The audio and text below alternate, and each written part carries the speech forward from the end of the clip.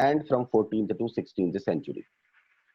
Module 1 हम पढ़ रहे थे. In module 1 it was introduction which we completed day before yesterday, जिसमें कि हमने सिंपल पढ़ा था that how Vijayanagar is pronounced as a city of victory. After that हमने ये भी पढ़ा था that how Vijayanagar was rediscovered with some different name that was Hampi. Then how Vijayanagar was rediscovered with a different name as Hampi. उस topic पर हम आ गए थे which topic was the discovery of Hampi. After initializing the research related to the discovery of Hampi, we moved on to the early sources. जिन sources की मदद से हमें ये पता चला कि यहाँ पर कभी कोई साम्राज्य हुआ करता था, उस पर हमने नजर डाल ली थी. That the earliest sources क्या थी? Memories of the priests of the Virupaksha temple and shrine of Pampa Devi. उसके बाद हमने कुछ बेसिक्स लिए कि भाई आफ्टर दैट टेक्निकली या आप कह सकते हैं थोड़ा सा मैनुअली इसकी रिसर्च कभी स्टार्ट हुई, कौन से साल में और किसने स्टार्ट की. वो हमने पढ़ा था 1836 में एपिग्राफिस्ट ने इसकी रिसर्च स्टार्ट की by collecting different inscriptions of those times related to this empire and that too at different temples of Hampi. ये भी हमने पढ़ा. देन हम थर्ड टॉपिक पर चल रहे थे रायाज, नायकाज एंड सुल्तान्स, जिनमें कि हमने बेसिस में विजयनगर पढ़ा. आफ्टर दैट हमने एनालिसिस में आ गए थे. तो on analysis yesterday we were discussing about the northern frontier of the empire. ठीक है, northern frontier of the empire को भी हमने समझने की कोशिश की.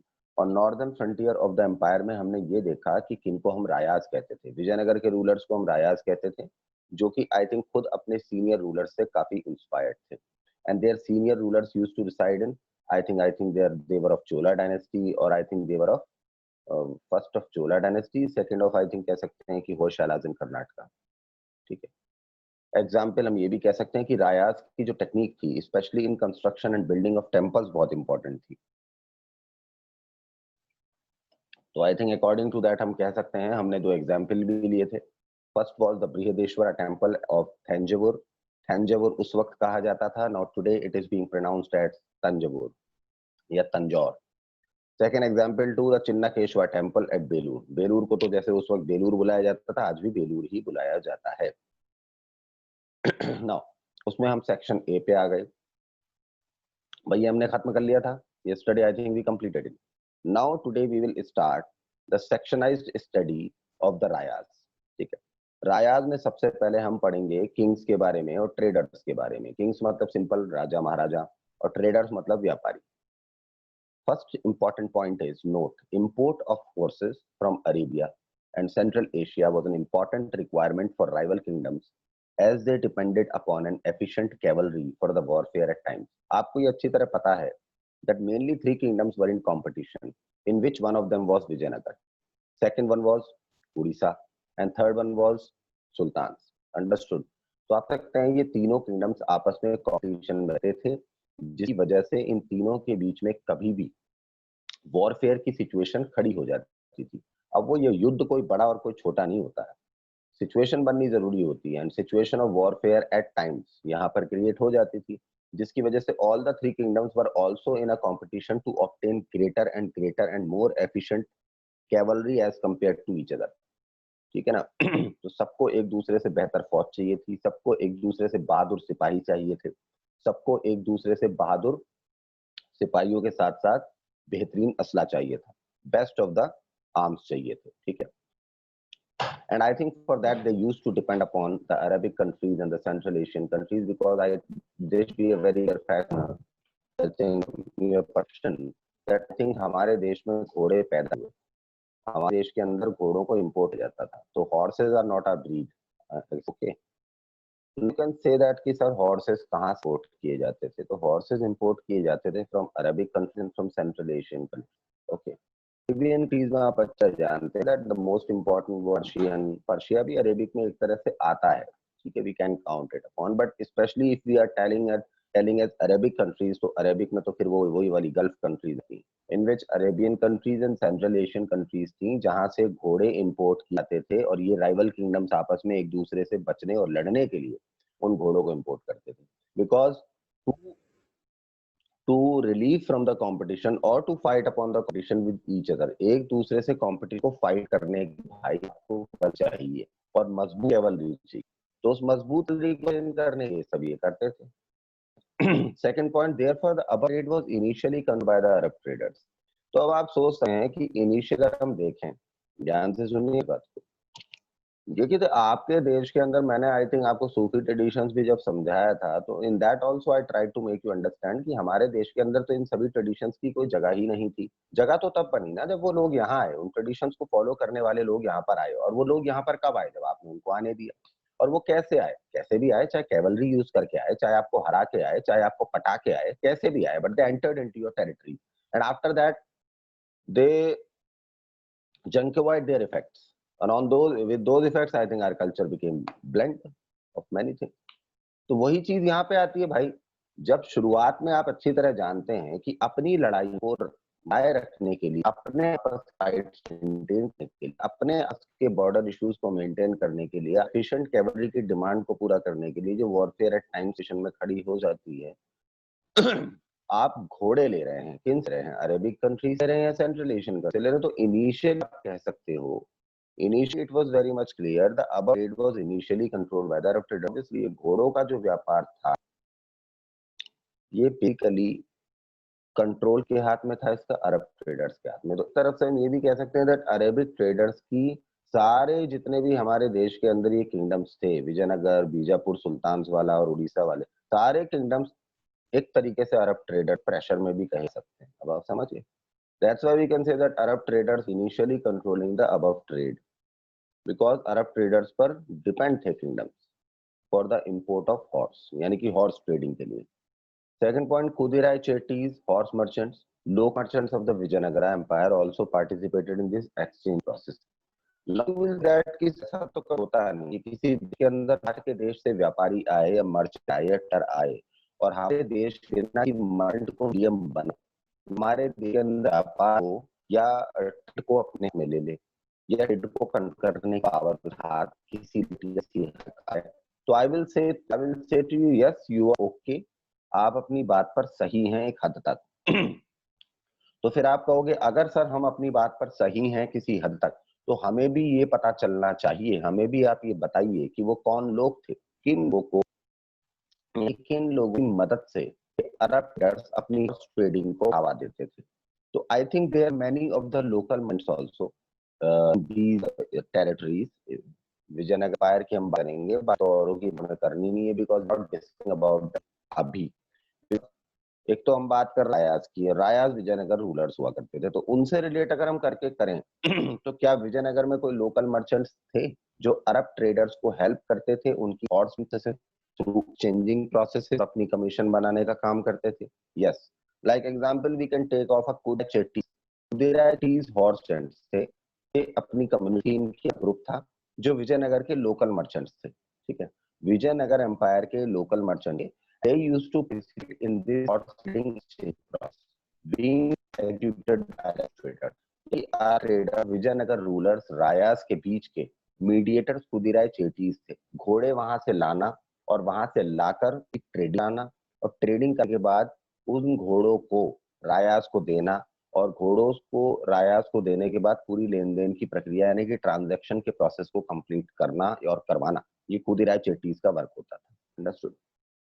आप कहोगे इसके अलावा कोई और भी खिलाड़ी हुआ करते थे इस मैदान में या इस खेल में? Let's see other players. From 1498 Portuguese arriving on the west coast subcontinent to establish trading and military stations। अब आपको शायद ये बात मालूम हो या ना हो, and I think I suppose इतना बेसिक नॉलेज आपको होगा कि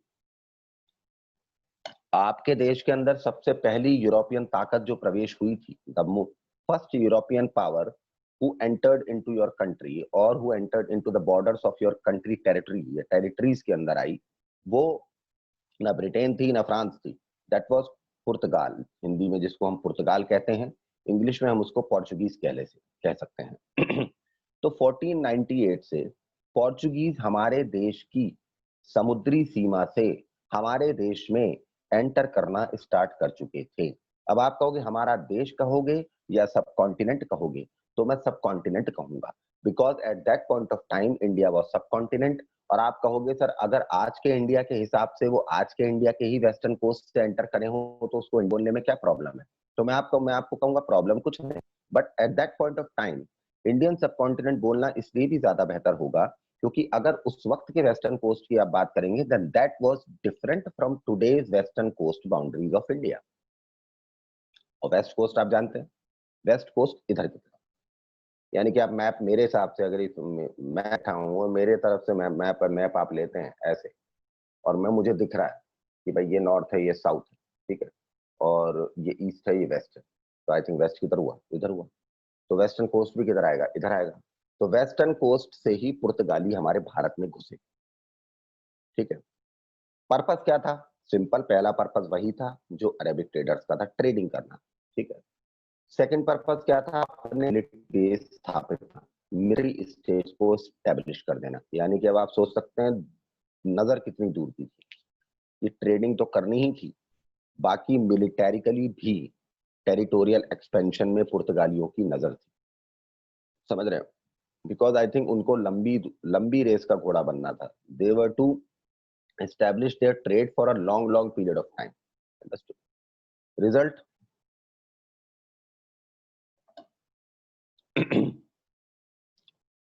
they became expert players in the tangled politics of those times। obviously भाई देखिए, आप अगर किसी प्लानिंग से प्रॉपर तरीके से मैदान में उतर रहे हैं तो आपके लिए इससे बढ़िया कुछ हो ही नहीं सकता, and you will play the game very efficiently. वही पुर्तगालियों ने किया। मैंने आपको क्या बताया, they entered into the country of into the continent of our country that is in subcontinent from there, western coast। Western coast से एंटर होते ही उनके पर्पस ही दो थे, first of all we will trade with country and after that we will establish our military stations from the money which we will get out of our investment, यानी कि खर्चा भी यहाँ से जो निकलेगा उसी से यहाँ पर अपना मिलिट्री स्टेशन बनाएंगे, इतने किफायती लोग थे। रिजल्ट क्या हुआ, रिजल्ट ये हुआ कि बहुत ही कम टाइम के अंदर वो भारत की राजनीति के बहुत ही मंझे हुए खिलाड़ी बन गए। टैंगल्ड पॉलिटिक्स का मतलब होता है बुश्ड अप पॉलिटिक्स, कॉम्प्लेक्स पॉलिटिक्स, तो उस पॉलिटिक्स के महारथी बन गए वो, ठीक है। सवाल ये था कैसे बन गए, क्योंकि उन्होंने जो सोचा वो कर दिखाया, ट्रेडिंग उन्होंने की, उससे पैसा उन्होंने निकाला, पैसा निकालने के बाद उन्होंने अपनी मिलिट्री टेक्नोलॉजी को अपग्रेड किया, अंडरस्टूड, और मिलिट्री टेक्नोलॉजी को अपग्रेड करके उन्होंने यहाँ पर अपने स्टेशन भी स्टैब्लिश किए, specially the use of muskets, infantrymen's gun, light in weight. जैसे कि आप एग्जाम्पल लीजिए, सबसे बेहतरीन इनका जो इन्वेंशन था मिलिट्री टेक्नोलॉजी के हिसाब से, when they came into India and when they started trading with India, वो था मस्कट्स का। मस्कट्स क्या होती थी, इन्फेंट्रीमेंस गन, लाइट इन वेट। भाई पहले जो हाथ में बंदूकें होती थी, पहली हाथ में लेकर बंदूक चलाने वाली लंबी सी जो होती थी जिसको हम इन्फेंट्रीमैन गन कहते हैं, वो इन्होंने इजाद की, और उसका वेट बहुत ही हल्का था। इससे पहले बंदूकें आती थी, ऐसा नहीं कह रहा मैं नहीं आती थी, बट बहुत भारी होती थी, उसके 3 टाइम्स वेट, लेसर वेट की ये गन थी। तो ये इनका सबसे बड़ा एवोल्यूशन था पुर्तगालियों की मिलिट्री टेक्नोलॉजी का। आज भी लोगों की घरों में टंगी मिल जाएगी, वो यही गन है। Some important features of Vijayanagar empire were age. अब कुछ इंपॉर्टेंट फीचर्स विजयनगर एम्पायर के क्या थे जिस पर हम नजर डालते हैं, दो थे स्पेशली, ऑब्वियसली दो थे, बिकॉज हम अभी ट्रेडर्स के ही रूप में बात कर रहे हैं, चाहे हमने अरेबिक ट्रेडर्स के रूप में ट्रेडर्स की बात की हो, आफ्टर दैट चाहे हमने पुर्तगालियों की ट्रेडर्स के रूप में बात की हो, but we are talking about only traders now. उसके बाद हम आते हैं some important features of Vijayanagar empire. तो first market, second trade. Markets में क्या खास बात थी भाई, dealing in trade of the spices, textiles and precious stones. Vijayanagar empire की मार्केट में 3 तरह की चीजों का ट्रेड बड़े लेवल पर होता था, बहुत ही विक्षिप्त, मतलब सॉरी, बहुत ही विशाल स्तर पर होता था, अंडरस्टूड। उसमें स्पाइसेस यानी कि मसाले, दूसरे टेक्सटाइल्स यानी कि कपड़ा, तीसरे प्रेशियस स्टोन्स यानी कि नग, लाइक दैट, ये जो मैंने पहन रखा है, दीस टाइप ऑफ स्टोन्स जो हम यूज करते हैं फॉर रिचुअल्स एंड ऑल। दूसरी स्पेशलिटी विजयनगर एम्पायर की थी trade, acted as a status symbol of the cities with a wealthy population who demanded high value exotic goods, precious stones।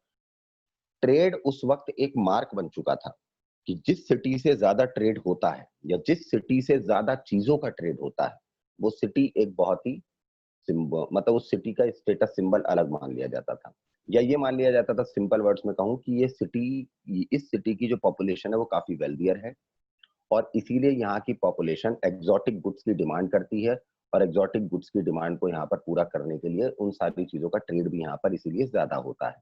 और exotic goods में 2 तरह के गुड्स आते थे, प्रेशियस स्टोन्स एंड ज्वेलरी, और दोनों ही महंगे होते थे। तो इन दोनों चीजों का ट्रेड जिन सिटीज में होता था उन सिटीज को एक अलग स्टेटस सिंबल दिया जाता था that these cities contain the wealthy population because the population living here demands high value exotic goods for their luxurious life to move upon, and after that when they demands upon, and after that they all the demands are completed, after that they relieve themselves from their demands also. यानी कि वो demands करते हैं तो demands को पूरी करने की उनके पास कैपेबिलिटी भी होती है. That's why we are saying that the population are were wealthy of such cities. इसलिए उन सिटीज का स्टेटस सिंबल अलग मान लिया जाता था. Next is revenue obtained from the trade above controlled contributed heavily in making the state prosperous further. फिर ऊपर का जो ये पूरा ट्रेड होता था, इस पूरे ट्रेड से भाई देखिए टैक्सेस भी निकल के आते थे, ठीक है, और इसी ट्रेड से सही बताऊं तो सबसे मोटा टैक्स निकल के आता था. ऑब्वियसली भाई from the trade of most exotic goods, or in other words I would say that from the trade of most आप कह सकते हैं costlier goods. जितने ज्यादा महंगे गुड्स, जितना ज्यादा महंगा प्रोडक्ट जितना ज्यादा बिकेगा उसका टैक्स भी उतना ज्यादा बनेगा. तो इसलिए ऊपर वाले ट्रेड से, जहां पर हम प्रेशियस स्टोन से ज्वेलरी के ट्रेड की बात कर रहे हैं, इसी ट्रेड से सबसे ज्यादा टैक्स निकल के आता था और इसी टैक्स से स्टेट सबसे ज्यादा प्रॉस्पर भी होता था.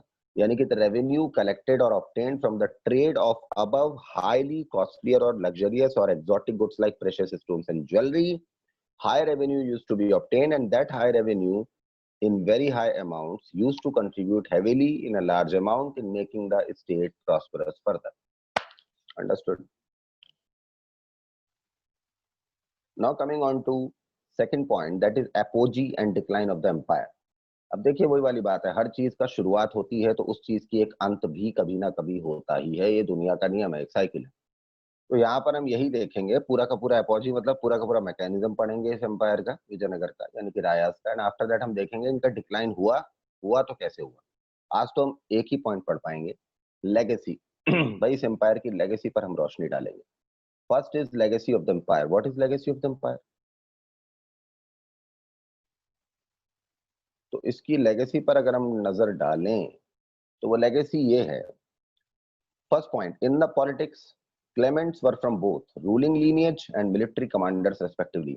देखिए जब भी कोई घर ढहता है, इमारत ढहती है, भगवान ना करे, या आप कह सकते हैं जब भी पुरानी पीढ़ी जाती है तो नई पीढ़ी आती है. ये बड़ा सिंपल सा रूल बना हुआ है, ठीक है. और वही रूल ऑब्वियसली रूलिंग लीनिएज में भी होता होगा, चाहे वो रूलिंग लीनिएज आज से 500 साल पहले की हो, चाहे वो रूलिंग लीनिएज आज से 1000 साल पहले की हो, और चाहे वो किसी भी रीजन की हो, इधर फ्रॉम विजयनगर और फ्रॉम चोलास और फ्रॉम दिल्ली सल्तनत.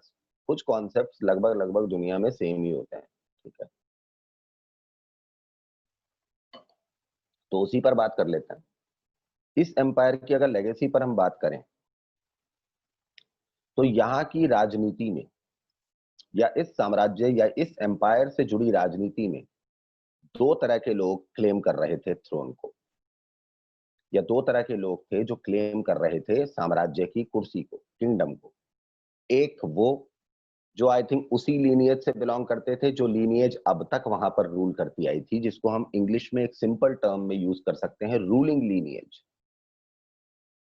दूसरी तरफ वो जो मिलिट्री में कमांडर्स के रूप में काफी वर्षों से इस साम्राज्य की सेवा करते आए थे.